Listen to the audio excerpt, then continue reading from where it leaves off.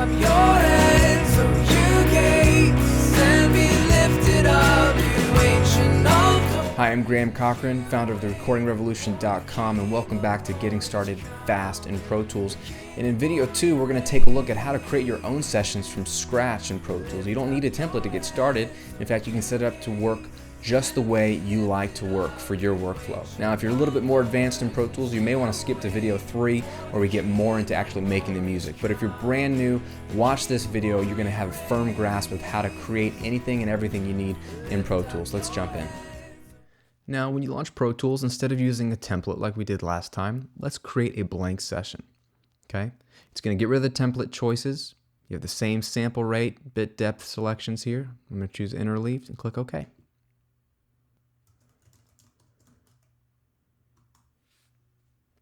Now, welcome to a fresh and clean, empty Pro Tools session. There's nothing in this session.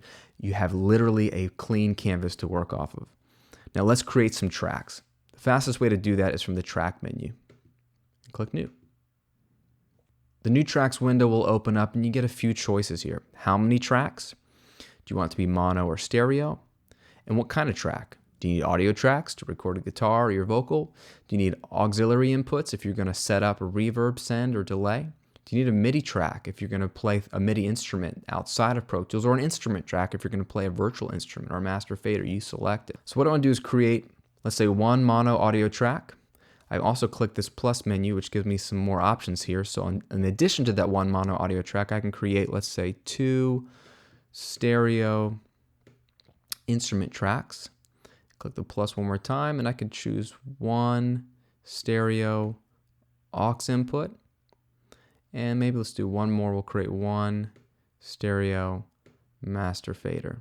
Click Create, and it populates Pro Tools with the tracks you decided to use. Now, a quick way to make these tracks bigger, you can always come over here, and underneath a track, the cursor will turn into a little drag or drop, which allows you to drag the track bigger or smaller. Or if you hold Option or Alt and click and drag, it'll drag all tracks the same size.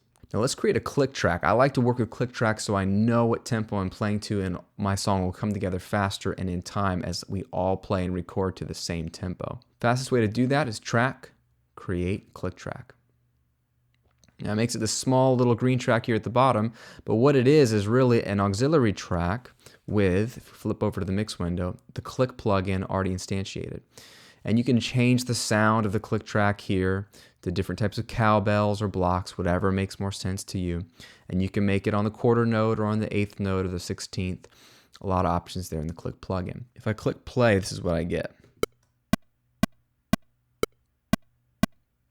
Right? The default click sound set to my default tempo of 120.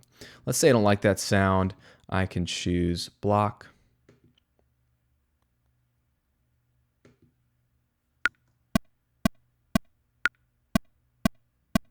And if I like that, I can choose the same block sound or a different block sound for the second click.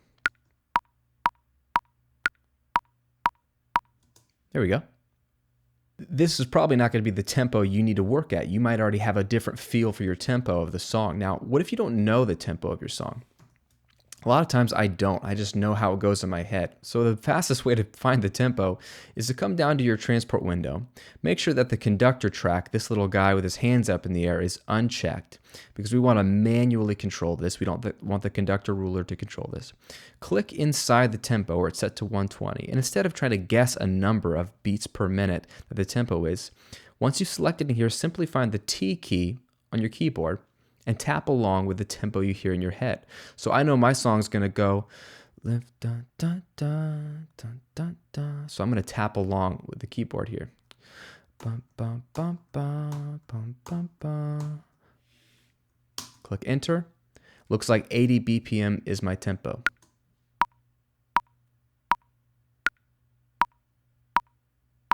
It's as simple as that. And if you're a little too slow or a little too fast, at least you're in the ballpark. You can always click and drag it up or down, or type in a specific number, like 82, let's say. Awesome. Now on one of our instrument tracks, let's go ahead and create drum instrument. So if you're working in the edit window and you want to stay in that view, but you also want to insert plugins and play with them like you see up here. These are your inserts where you can create plugins. Then what I like to do in the edit window is make sure I can see that same part of the window here. Up here, there's a little drop down that gives you some options, and you can see your inserts. These are the same 5 insert slots as up here in the mix window. So this is great. So what I can do then is stay in this window, choose plugins, and look for Boom.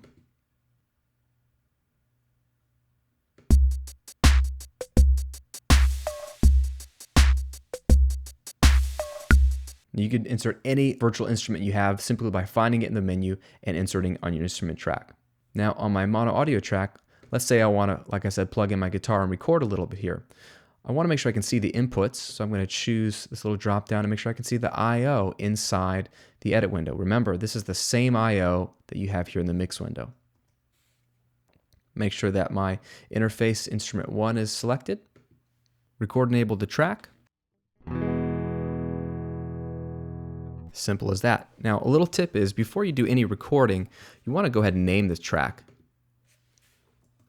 Name it guitar. The reason you want to do that is because when you record a clip of audio in Pro Tools, it's going to start naming that audio file based off of whatever the name of your track is. So until you change the name of your track, you're going to start recording all these guitar parts, vocal parts, whatever, and they're all going to be called Audio 01, Audio 02, and that makes it very confusing if you need to go find the right piece of audio later. So go ahead and name the track before you do any recording and you'll be set. You can also change the track color by double-clicking the little bar to the left of it, and we could choose a nice little mint green or a bright yellow.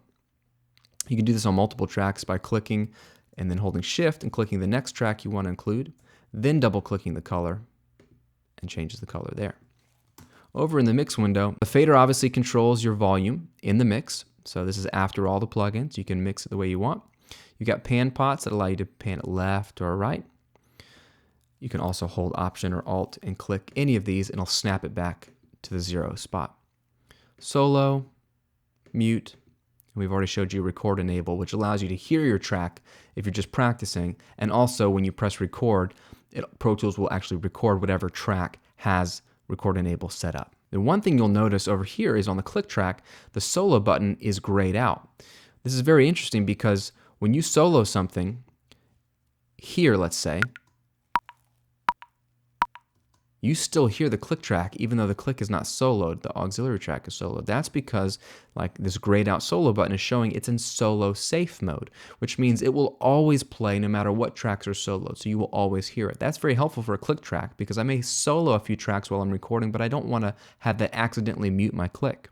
Or if you have a reverb track and you want that to always be playing, even if you solo a vocal, you want to make sure that the reverb isn't muted, you can solo safe a track simply by holding Command and clicking the solo button.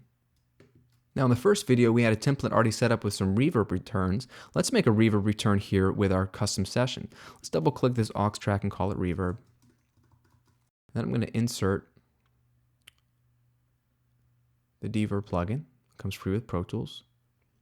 And I use this plugin all the time in my mixes. What I'm going to do is go to my sends in my guitar track and send it to my reverb track.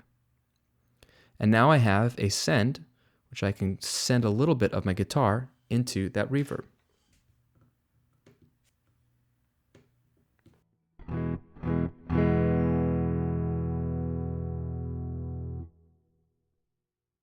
Now let's flip over to our template session from the previous video. This template basically includes all the stuff we were just creating from scratch. I've got virtual instruments, I've got audio tracks, I've got a click track, a master faders, a reverb return, and a couple sends already sent to those tracks individually. It's already just laid out for you, so you don't even have to worry about creating tracks like we did in this video.